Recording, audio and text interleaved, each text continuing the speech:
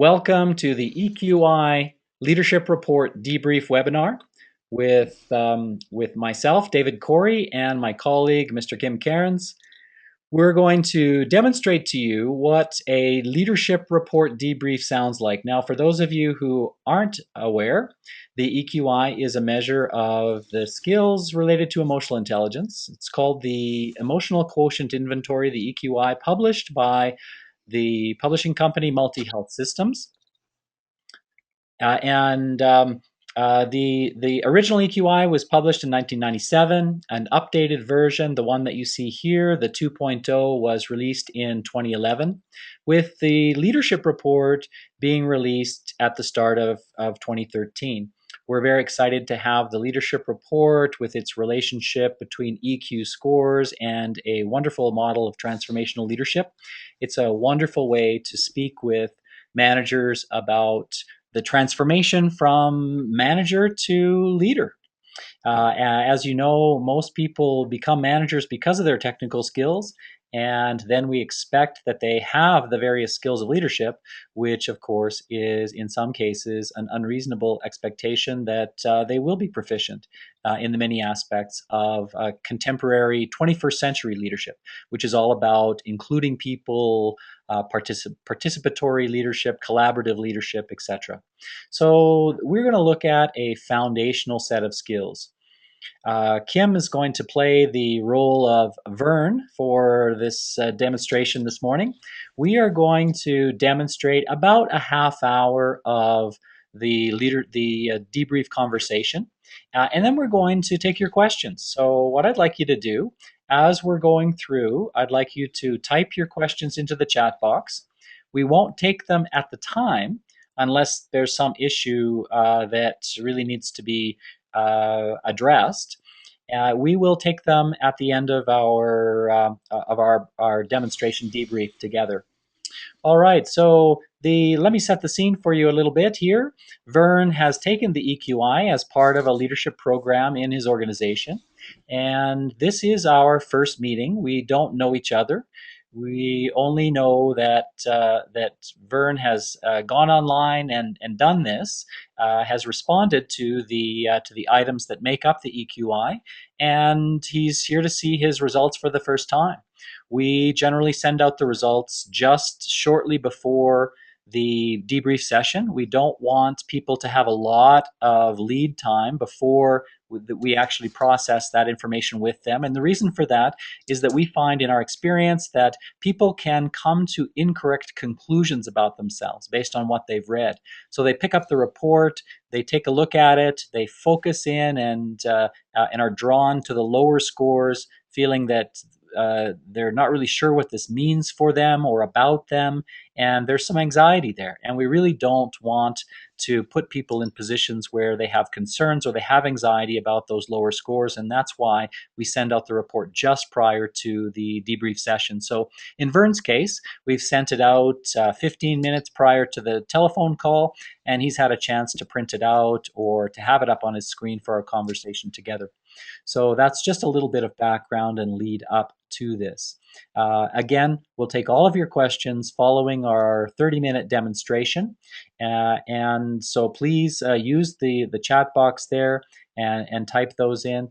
We may also, in some cases, be able to unmute you if you have a question that you'd like to speak into the computer. And so there's a little hand that you'll notice, and if you just click on the little hand, we'll take those questions at the end of our demonstration debrief as well. All right, so let's get going. And so Vern, thanks for meeting with me today over the telephone. How are you doing today? I'm doing fine, Dave, and thanks for sending the report. I haven't had much of a chance to really look at it, but Yeah, and I've we had do a quick look. we do that on purpose, Vern, and we really want to walk you through the report and then leave it with you because there's a lot of text and a lot of pages, and you'll have a chance to review and read through the entire thing. Whoops, there's one of those.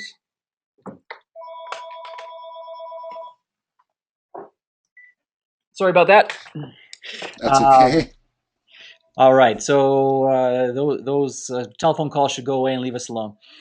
So Vern, the purpose of our call, as you know, is to review the results of your online assessment. You went online and you went through the items. Tell me a little bit, Vern, what was that like, that experience of going through the EQI? Um, well, it was pretty straightforward. I did it at the end of a pretty long work day, but I did make sure that I didn't have any distractions. I just sat down. I don't know. I can't remember how long it took me. It seemed to take about, I don't know, 15 minutes or so. Okay. Um, one of the things, Vern, that I really want to make sure that you understand is that this conversation is completely confidential. I don't have any reporting requirements. I don't take any notes, and so, Vern, whatever we talk about today, whatever is comes up in the report, that's just between the two of us, unless you choose to share it with someone else. And I do encourage you to share what you find useful and helpful with perhaps your manager or others that you trust. But you can certainly take your time and decide on that later. So just for now, completely confidential. Anything you say to me doesn't go any further. All right. Okay. Yeah. Thanks. Okay. That's clear. Okay, so Vern, tell me, just very briefly, a little bit about what's going on at work, and that's going to be helpful for our conversation. Is if I know a little bit more about the context in which you work. I'm certainly familiar with the company, I've done a little bit of background work to know a little bit about some of the issues that are going on. But what are some of the issues that may be directly affecting you at this time? Well, I think probably the biggest ones are we're expanding at this point, and definitely there's more responsibilities coming my way. I used to only have about 5 people reporting to me. Now I have 15 people reporting to me. Wow, that's a Um, that's a big span of control. yeah, it's so you know I'm kind of struggling with that. Really, it just seems like I don't have enough time in the day to spend with all of those people. Right. So feeling a bit feeling a bit tight about that.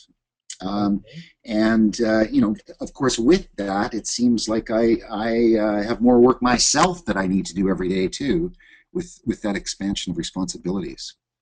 Of course, of course.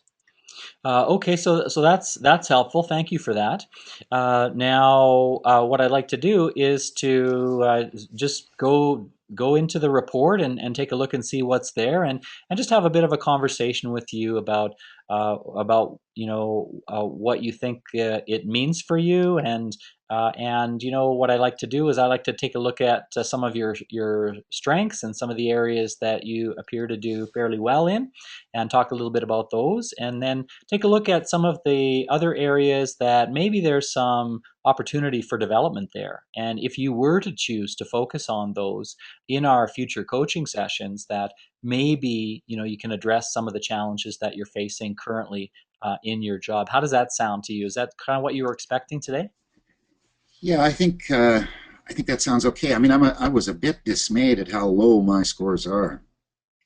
Well, let's talk about that and see, in fact, what that might mean for you. So let's just dive in, and you can see that, of course, this is a leadership report, and you see our company's name on there, but you also see the publisher's name at the bottom of the page. The publisher is a Multi Health Systems, and they produce all kinds of assessment tools for work in the whole area of personal development. And here on the first page of text, you see that we have a bit of an introduction, and we have this model of transformational leadership. And one of the things that your organization is trying to do and wanting to do is to send a message to all managers, you included, that they really want you to take more of a leadership approach. And really, what they're meaning by that is they're meaning that in addition to just managing the work and making sure that the work gets done, they're wanting you to impact on those people whose performance you're accountable to, for rather. They want to make sure that your impact on those people is positive. And this is some of the differences between managing and leading. Leading is about having a positive impact on the people around you. So we can see that some of the dimensions here in this leadership model are authenticity, about being a real person, coaching, that you're taking the opportunity to support the growth and development of others, insight, that you're sharing some of your experience and some of your knowledge with others, so that they feel kind of compelled and inspired to work towards a shared goal. And finally, innovation, that the company is saying blatantly, explicitly, that they want to look at what are the new ways that we can do things, what are the creative approaches we can take here, rather than doing the same old things because we've always done them that way. So these are the four dimensions that are really um, uh, areas that the organization wants to focus on. And so we'll be referring back to those as well.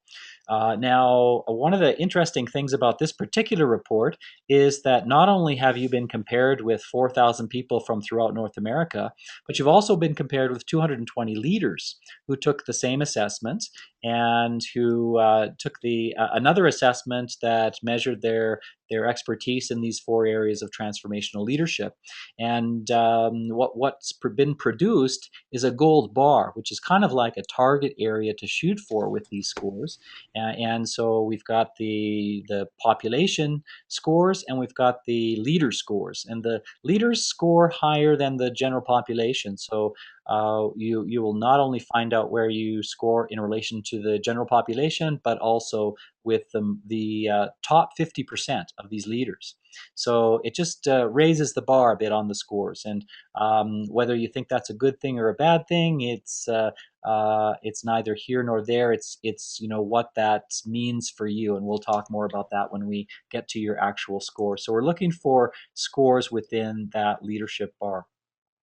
Here's the executive summary page. And on the executive summary page, what we're going to find is that we've got a score which is called the total emotional intelligence score. And 100 is the mean for the general population norm. So you can see that with a score of 86, your score is below the population mean. So we want to understand more about that. And of course, that's a bit of a weighted average of the various scores that make that up. And so we don't know yet which are the high ones, which are the low ones, until we look down the page and we see some of your higher scores, one of those being an impulse control. Your score in impulse control means that you're unlikely to sort of do anything impulsively, which is a good thing. Does that seem to relate to you? Are you is impulse control something that you're good at? Well, that's an interesting question, Dave. I mean, I kind of equate impulse control with just gritting my teeth and plowing forward. I mean, I'm scrambling a lot, and I guess with regard to impulse control, it's just I can get frustrated, but it's kind of squelch that down and let's just get the job done. Right, right. So rather than giving into an impulse to quit or walk away or give up, you're gonna stick to it. You're gonna figure it out. You're gonna get wrestle this under control. Is that right? Is that sort of accurate? Yeah, yeah, yeah, yeah. I think for me, it's about okay. Here's the requirements on the job, and let's just get it done. And I think that there's always frustrations with what needs to be done and how it's expected to be done. And Right. I kind of I guess bridle against some of those directions at times, but really and those decisions are made above my pay grade, and I just have to keep producing the results, I guess. Okay. Another high score, or it seems high score for you, is problem solving, but you see there's a bit of a gap between your score and the leadership bar. So the suggestion there is that the most effective leaders in our sample scored a bit higher in problem solving. Does that surprise you at all that that problem solving is a high score for you? No, I mean, I think that's how I've ended up where I am now. I think I'm pretty good at solving problems. I mean, I find it kind of intriguing. It's like, okay, what's the problem here, and what would be the best way to go about resolving it? I mean, I think that's where I tend to get quite a bit of energy in the job. Right.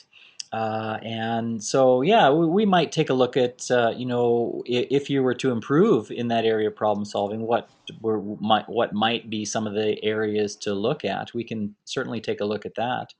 And then Yeah, flexibility. I think what comes to mind there is working with that small team. I mean, I was able to just kind of go into my office and figure out what the problem was and come back out with a solution. And now with this expanded number of people that are reporting to me, that also expands the number of problems that are being faced. So I'm feeling quite a bit of pressure there to come up with those solutions. So Right, sure. Well, we can definitely talk about that as well. Um, yeah, I have some questions coming up for me, Vern, around team effectiveness. Whether those whether you have an actual team or whether it's a group of people that are working together, and we can certainly talk more about how you might be able to leverage the opportunity there within that group of right, people. And so right. you're not feeling like it's just you that has to come up with all the solutions. Mm-hmm. This is a traditional view of leadership, really, that you've got to go into your office, close the door, and come out with the solution. The Sort of the most recent, more contemporary ideas around this are that you bring problems, challenges to the team and to take more of a team approach, takes the load off you, allows you to share the load around a little bit. And I know that might seem a bit daunting right now to go from one approach to another, but we can talk about ways that you can make a stepwise transition over into a more team kind of approach to your work. So we can Yeah, talk. I'd be interested. I'd be interested in hearing some of your ideas around Okay. that. Okay, we'll definitely talk about that. And then finally, flexibility seems to be your third highest score. And Would you say that you're a fairly flexible person? Does that seem to fit for you? Yeah, I think overall I'm pretty flexible, kind of able to roll with the punches and go in new directions if that's what it seems to require. I've always felt like I'm a pretty flexible guy. Okay. All right. So that's going to be a good thing for you in terms of adapting to changes. And Yeah, it's going to help you, I think, overall with your stress level. And so we'll certainly talk about how we can sort of leverage the strength that is within that score. Now, there's a slight gap there between the leadership bar and your score, and so maybe there are some ways that you can actually improve your flexibility to, again, to lower your stress level and help you to be more effective. Now, Let's Dave, just tell me, with the whole purpose of this, am I trying to aim for this 130 or above? Is that what the objective is? Is Yeah, to thanks, Vern. It's a good question. And the answer to that question is it's not about shooting for any kind of score on the EQI. That's really not what this is about.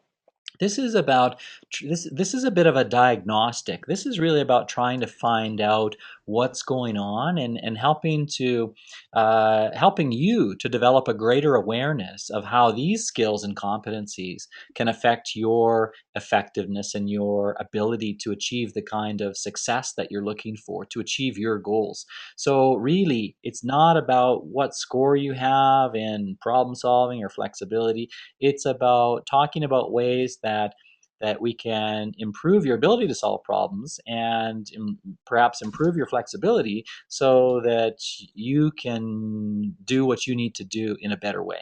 So that's really what we're after. So this is a bit like a survey. It's, we don't like the word test, and we try to stay away from the word test, but some Mm. people think that, somehow it's a test to be passed, or, to get a good mark on, when really it's just about finding out what's there. So that's what we're doing. So it's more just a readout of where I'm at right now. Yes, that's it. Absolutely. Okay. Let's take a look at some of your lower scores, Vern, because, if we're going to spend some time in conversation over the next weeks and months about how you can be more effective as a leader in your organization, then we want to make sure we focus our development efforts in places that are going to get you the best return on our investment of time and energy in doing so. And I believe that those sometimes are found in your lowest three scores. So one of your lowest score, well, your lowest score is optimism. So tell me a little bit about that, Fern. It seems to suggest that you kind of see things in a bit of a negative light versus seeing things seeing what's good about things. It seems to suggest that you kind of see what's not so good about things. Is that true for you? Well, I think that that's really, maybe an indication of kind of how I'm feeling about this added responsibility, these 10 extra people. Um, it's been, it's been a big load, and I'm not feeling like I'm really in a good position to be in charge of all these people at this point. Right. Right. I'm just gonna, one of the great things about this assessment is that in a separate report, I actually have your answers to your responses to the statements on the EQI. So I'd like Oh, to I'd like to read you a couple of statements regarding optimism, and just to ask you a bit about your choice of response. So, for example, in response to "I stay positive even when things get difficult," you said that that was only occasionally true for you. yeah. Yeah, well, again, I think that's indicating where I'm at right now. I mean, I'm definitely struggling with remaining positive with this new workload. And I got to tell you, I also have a really good friend who's struggling with cancer right now, and um, I don't I don't think that he's actually going to pull through this. So I don't know. Maybe there's some of that impact there too. Absolutely. Well, you've pointed out, Vern, that really everything that happens to us in our lives can have some bearing on our EQ scores, and they can be somewhat contextual. So it's really important to think about which scores, which responses are related to specific situations and circumstances. For example, your friend, and which are kind of patterns that you've fallen into. Let me read a couple of other statements, and maybe we can talk about a bit about that. For example, "I expect the worst." You said that was often true for you. So, often expecting the worst, Vern, how long has that Well, been a pattern for you?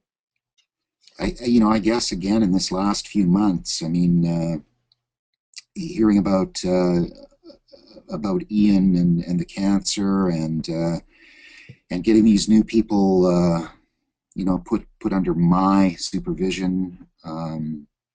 I just I'm feeling a bit less than optimistic about how my life's unfolding right now. And I think when I look back at answering it, I mean, I really tried to go with my real gut instinct on answering these questions. I really didn't want to overthink them, but I just put down how I was feeling, and I guess I'm not all that optimistic at this point. Right. Yeah, that's reflected in the next statement, which is, "I'm hopeful about the future." You said, uh, well, this is interesting because you said that you often expect the worst, but you said that you're often hopeful about the future. So that's interesting.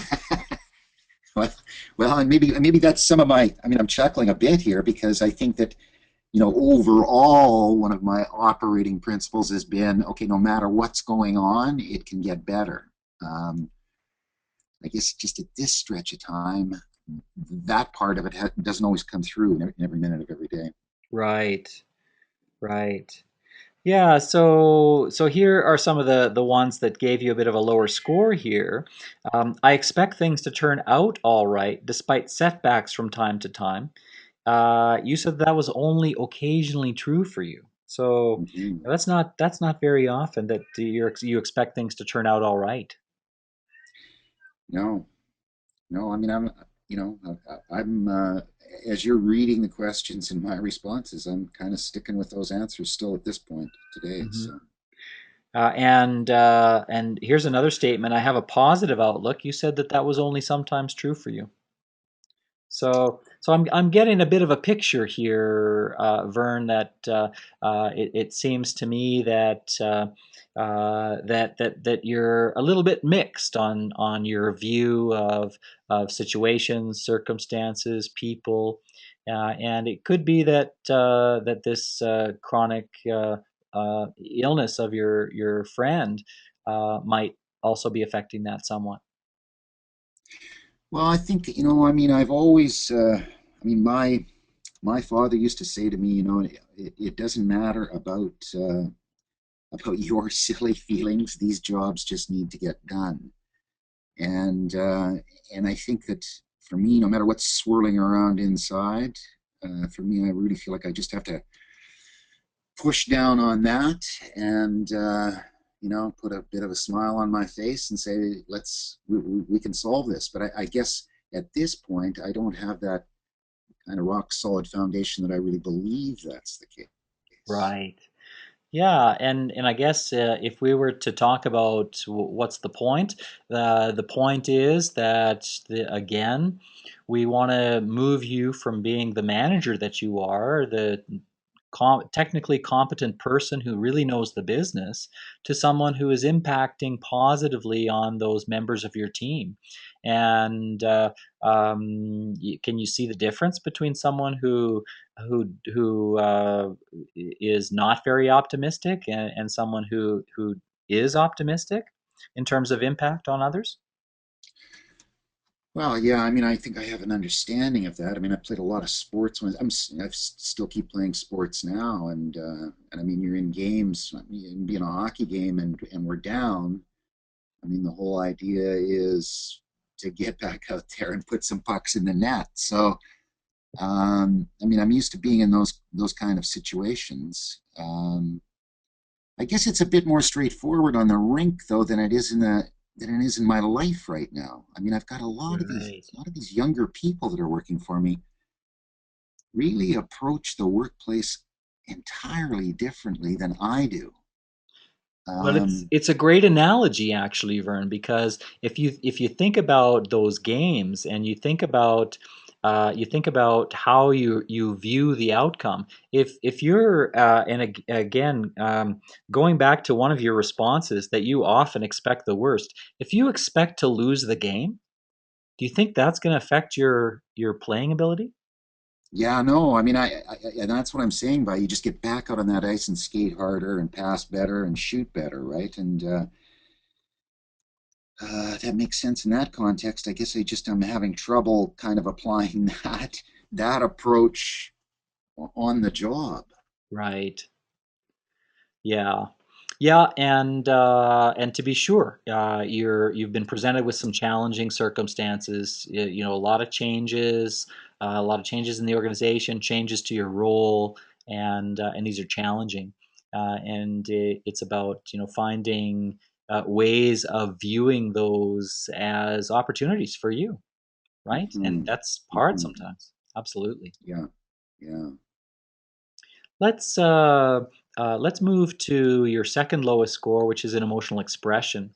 And really, if you look at your both of those remaining scores on the page, emotional expression and emotional self awareness, these are two. skills and competencies that very much relate to being aware of emotions and expressing emotions. And you seem to have suggested that this whole area of emotions is really not on your radar screen. So tell me a little bit about that, Vern. Well, I think, Dave, it's about like I don't know. The thing that comes to my mind is just what my father used to say to me. It doesn't matter about what your feelings are. Just get done what needs to get done. Right. And I guess to a certain degree, when I look at it, I'm just kind of struggling with what does it mean to be a guy? What does it mean to be a man in this new world? I mean, I'm supervising both males and females, and they're operating a lot differently than I'm used to operating. Right.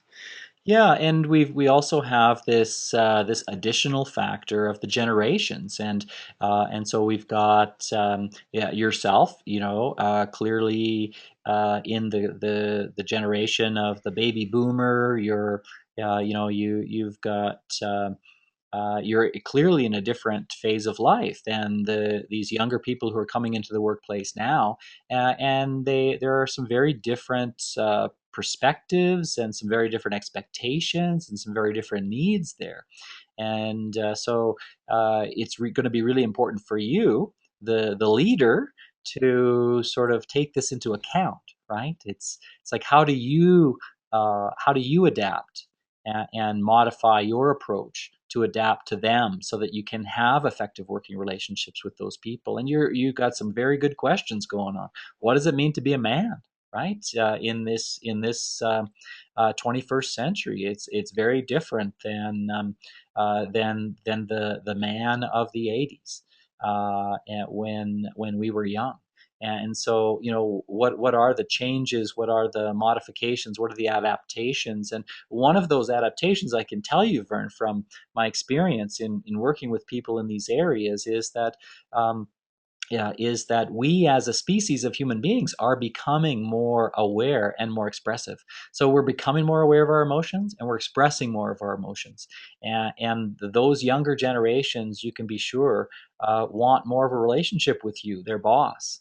Right, so they want to know more from you. They want to know how you're feeling about various things, and so what that means for you is learning more about being in touch with your emotions and learning how to express those. How does that all sound to you? Is that completely off the wall, or? well, well, no, I mean, I take a look around me at work here, and I see that that's the case. I guess again, I'm just somebody that, it's like, how are you doing today? I expect the answer to be fine, and then let's get to talking about what really needs to get talked about, Right. Yeah. right? And now I'm not getting fine as a response. I'm getting I'm getting the actual story about what's going on for them, and that's kind of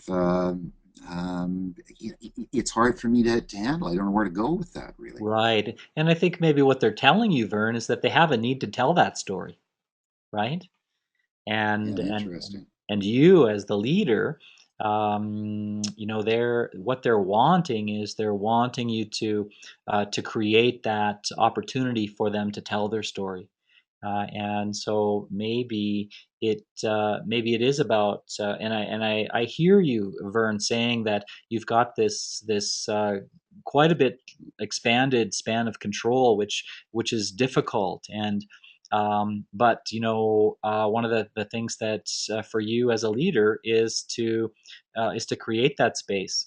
These are really important relationships, and somehow you've got to create time in your day for meeting with these people, connecting with these people in some way, and getting your work done. And that is something that we can certainly talk more about, because the answer is not working harder, Vern, is it? No, no, it doesn't. It doesn't appear to be much of an answer at this point, Dave. It's And work. I guess Yeah. I guess what comes to my mind too is, as you're saying that, I'm thinking. I mean, my wife's always saying to me, she doesn't understand um, what's going on for me. I don't talk about what's going on for me. Um, Right. I have a reluctance to talk about that, and I, frankly, often I don't even know. I just there's some kind of inner turmoil, but I'm not really able to peg exactly what it is that's causing that turmoil. Right, Vernon, and I just want to reassure you, we're not asking you to become a completely different person. What I think we, and I say we because the organization has sponsored this initiative. I think what we are saying is, look at some ways that you can make some incremental changes, some take some small steps in this direction, Vern. So we're not asking you to all of a sudden be, uh, have this incredible awareness of everything that's going on for you and walk around telling everybody everything. It's about, what are those relationships that are really important to you, and you've already identified at least two of those relationships. That's the one with your friend and the one with Hmm. your wife. And those Yeah. might be places where you start to learn more about what's going on for you and sort of identify some of those feelings and emotions, and figure out how and who you're going to express those emotions to. And so let's just go back to your friend for a moment, Vern. I mean, um, how are you feeling about that whole situation? Your friend has terminal cancer. Yeah, I don't know how am I feeling about it. I'm. I mean, I guess I have mixed feelings. That means some of what's going through my mind is thinking about my own mortality. And then I feel guilty about thinking about myself, knowing what he's going through every day. Right. And I guess the other part is, I've known him for 20 years, and we've been good friends. We've done a lot of stuff together, and I guess the feeling that that's coming to an end, and we haven't been real big talkers about what's really going on for us inside, but we've spent time together, and it's felt like a good bond, and there's an awareness that I'm going to really miss that, Right. and I don't know, an almost desperation to want to say some of this to him, but not really knowing how to go about doing it. Right. Yeah. You don't want to appear sappy or fake or, Yeah, and it's not your typical interaction, but, if we were to begin coaching together, that would be one of your homework assignments, Fern, would be to share some of how you're feeling about your friend with your friend, to find an appropriate time, find an appropriate way to communicate that to him, and see what the response is. mm-hmm. Yeah. This has been an interesting conversation, Dave. I don't know. I was kind of thinking it's like one more hoop to jump through today on a Friday morning, but Well, in my uh, experience, Vern, sharing those kinds of emotions, how you're feeling about a relationship or about someone, they really have a tendency to deepen the relationship, to make it stronger. Unless there's somehow some sort of negative or antagonistic feelings towards the other person, they just you're just allowing this person that you care about to see a little bit more of you. And this is what we're talking about with your direct reports. We're asking for you to share a little bit more of yourself with them, so that they feel a stronger bond, a stronger connection, so that you can begin to work together as a team. Going back to the ice hockey metaphor again, and maybe you've been on some of these teams, Vern, where you feel like everybody on the team has your back and you would have theirs. yeah, You can you yeah, relate to that definitely. feeling? Yeah, definitely. And what that's like is that means that you've got a feeling of togetherness where you can take on anything. Have you had that sense before with various teams? Yeah, yeah, absolutely. Now, Absolutely. I guess the difference is there hasn't been a lot of dialogue involved in that, right? sure. Absolutely. So now we're talking about trying to create the same kind of togetherness, the same kind of feeling, a sense of team with your group at work. And what that may well require is for you to get a little bit more of a handle on some of your emotions or about the workplace, about those people, and begin to let them in a little bit more, and see where that takes you.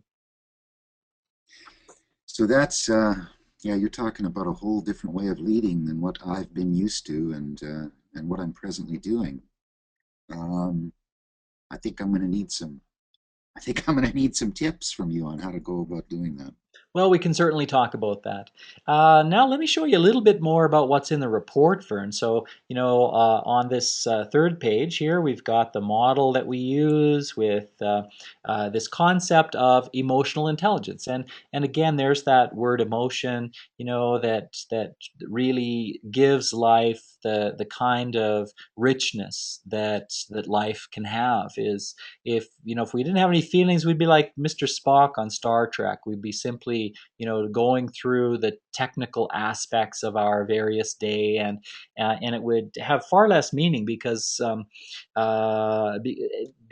we human beings have been gifted with this wonderful ability to experience emotions and to process emotions and emotional information. That's what that term emotional intelligence is doing at the center there. And then outward from that concept that our brains actually um, process emotions and emotional information are these 15 competencies that we can improve in order to be more effective. So I'll leave that model for you to review and take a look at. It's got all the definitions there if you're wondering about any of the definitions.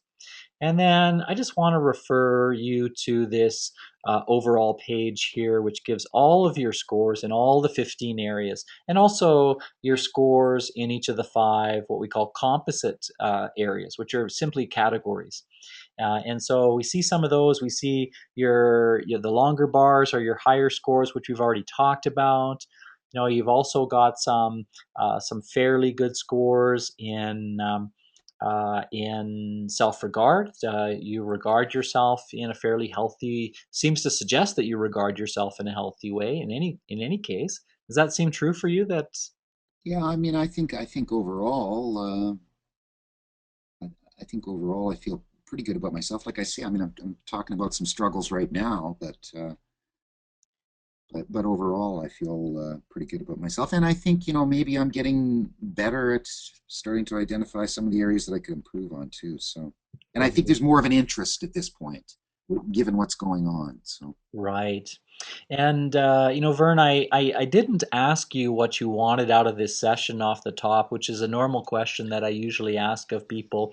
But you kind of told me in giving the context and the background that there are some challenges that you're facing right now, and I'm just assuming, Vern, that if you're to get something useful out of today's session, it might be a bit of a new perspective, a bit of a new look at some of your challenges so that those don't feel so overwhelming for you.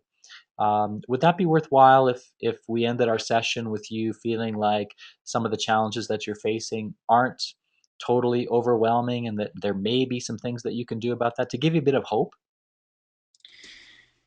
yeah, well, I mean, I think that what I'd like to be able to do is read through this report a bit more, and how do you feel about me? If I've got any questions, can I just shoot you an email or give you a Absolutely. call or?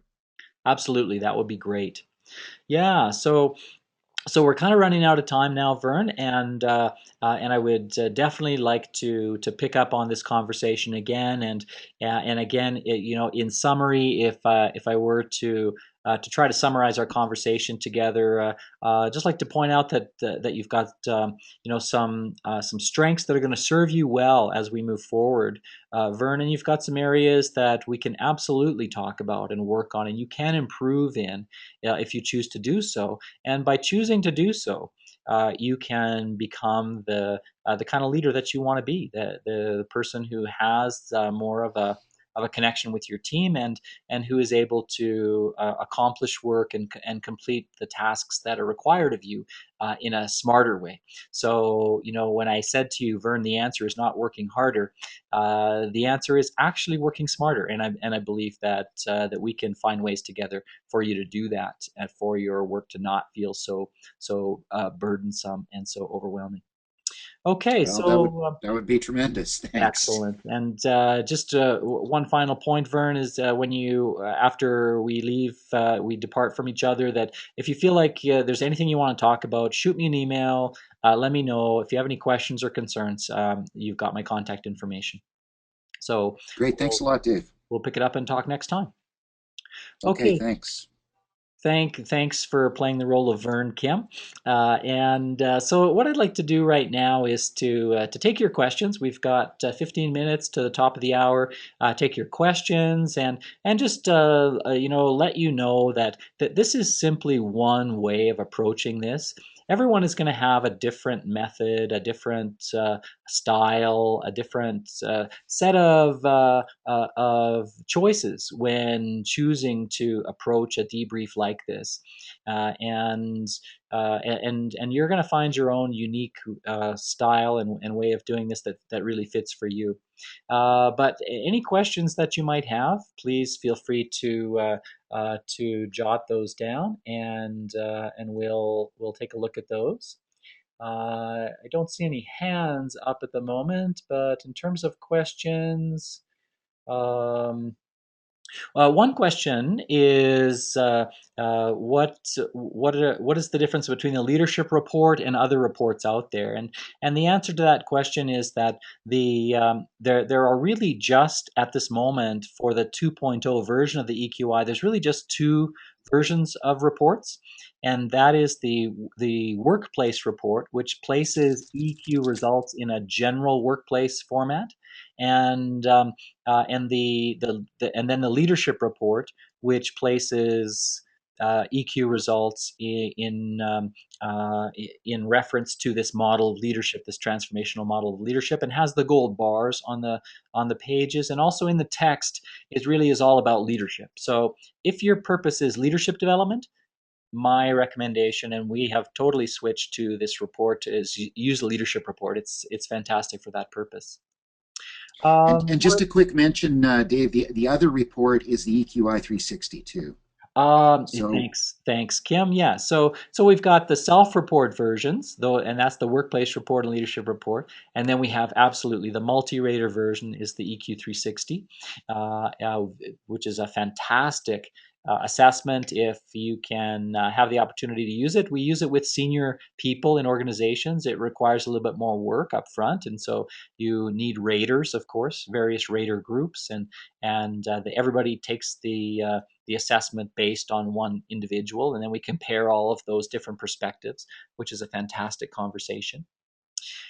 Just while we're waiting for a couple of other questions, Kim, any comments that you'd like to make on our little demo debrief with Vern? How typical, atypical is this in your experience? You've done hundreds of these for us with managers in all kinds of organizations. How typical or atypical is this conversation? well, I think that the important thing to mention here is we were not attempting to show an entire debrief, and debriefs can go in so many different directions. But one of the things that I found is that often people get more insights thinking and reflecting on their personal lives with regard to the workplace. So often it can be a great starting point in terms of opening up that self-awareness about how somebody is actually functioning at this point. And my favorite thing about the EQI really still is that common language to be able to talk about emotional content.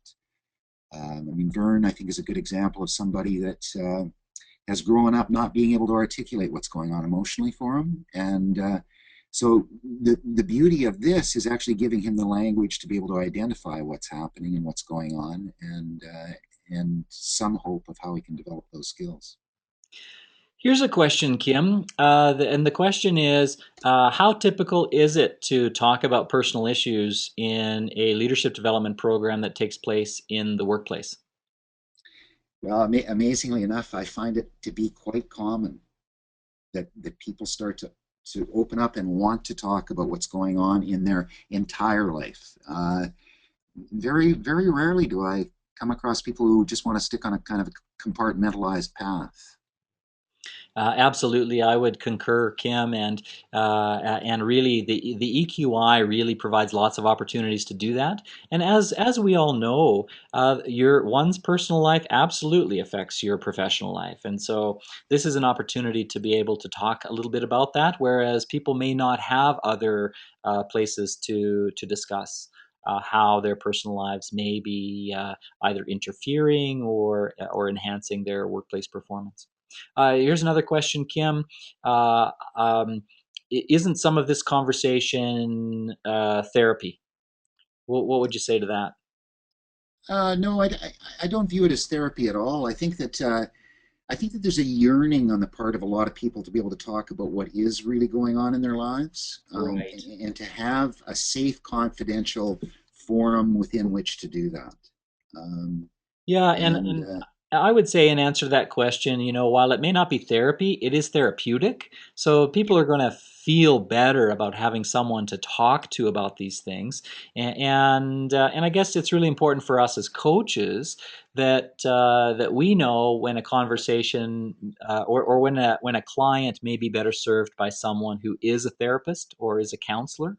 We'll have to know when someone is better served in that case, and in that case, then all we can really do is suggest and encourage, because we're not in a place to make referrals in quotation marks, right? We don't send people to counselors. We can only say, if this is really as big of an issue as it appears to be for you, counselors, therapists, these are people who are professionally trained to deal with these things, and you might get a lot more traction in addressing this issue by seeing someone, and maybe there's someone you can see through your EAP program or something like that. What would you say, right, Kim? yeah, no, I totally agree, Dave. Yeah, I think that what I often get in calls is just that, and I can hear it in the tone of voice and in the breathing, is just a sense of relief to be able to talk about what's really going on, and and to explore that a bit. And I think that, again, if something does come up that needs to be dealt with in a more um, complex manner, then that suggestion of seeking a counselor or a therapist can always be tossed out as an option for people. Here's a great question, Kim. What if the person does not want to or won't talk about their personal life? Well, I'm totally fine with that too. If they don't want to go in that direction, that's fine. I mean, I think it's important to remember that this call is about providing people with the most benefit for themselves, whatever that looks like. And if people don't want to talk about their personal lives, that's fine. Let's just focus on the workplace and how things are working for them now. What's working well, and what's not, and then what courses of skill development can we embark on them? Yeah, Kim, I was trying to think of an example or an instance where someone did not talk about their personal life, and I can't think of one. Like I Yeah, can't no, think of one. no, I can't either. Actually, people will have a tendency to want to bring that into the conversation virtually every time. Actually, that's not true. I can think of one, and she was the closest person to Mr. Spock that I've ever met in my life. And and she did not want to talk about anything to do with her personal life, and it was a difficult. The whole thing was a difficult conversation from start to finish, and I don't know if she really got any benefit out of her discussion of her EQI results. They just really didn't matter to her, and were unimportant. The biggest problem that I have found are the situations where somebody has felt like they've been forced into doing the online assessment and participating in the process, where they feel they've really had no voice in it. And at that point, the discussion um, has gone in the direction of, well, you can take this as an opportunity for just self-learning.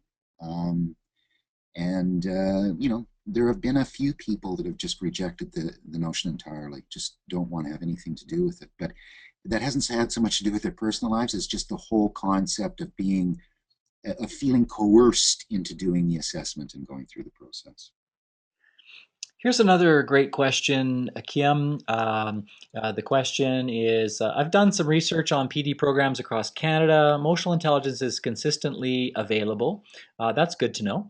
The question is, how do we take what we learn about our own emotional intelligence and make sure it translates into workplace effectiveness? Great question. Kim, comments? Well, I'm a big believer in leadership starts with self-leadership. So the better I am able to understand myself and how I'm operating, and what pushes my buttons, and then what I do with that button pushing, the better able I am to act as a leader slash coach for the people that report to me. Um, so I think that, again, we're all works in progress. I'm continuing to work on my EI on a daily basis. There's no kind of magical endpoint, and or magical plateau that we reach. And so I think that, again, that just development of that self-awareness can translate into being able to help facilitate that for the folks that are reporting to us as well. Right, and that's the way most organizations see this. So in terms of and I'm just gonna read the last part of the question again. Make sure it translates into workplace effectiveness. The only way to make sure it translates into workplace effectiveness is to do some sort of evaluation.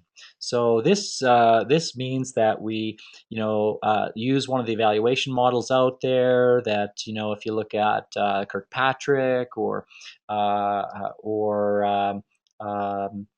Phillips or these various models of evaluation that take a look and see take a look at various metrics that organizations already track and take a look and see if those metrics have improved as a result of the emotional intelligence training or coaching. So some sort of follow up is required. And interestingly, the organizations that are asking us back to do some check in on the development of the emotional intelligence of the people that we've worked with is in the minority.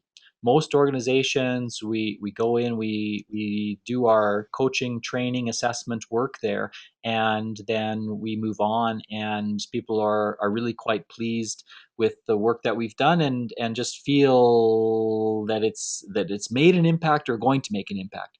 So yeah, to answer your question about making sure it translates into workplace effectiveness, we got to take some metrics and go that way. But when I ask organizations how will we know that this initiative has been a success, the answer is most often that people will understand more about emotional intelligence. So just understanding more about it, that's a goal in and of itself. Interestingly, and the other is to be able to have some tools and some techniques to be able to use right away to address their most pressing challenges. So that's our answer to that question. And thanks for the questions, everyone. Great questions. And I see that we've got like 1 minute left to bid you all a wonderful day. And thanks so much for dropping in. Any final words, Kim?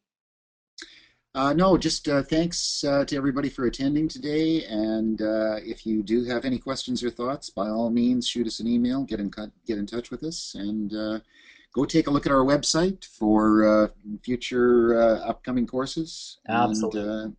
everybody have a great Friday.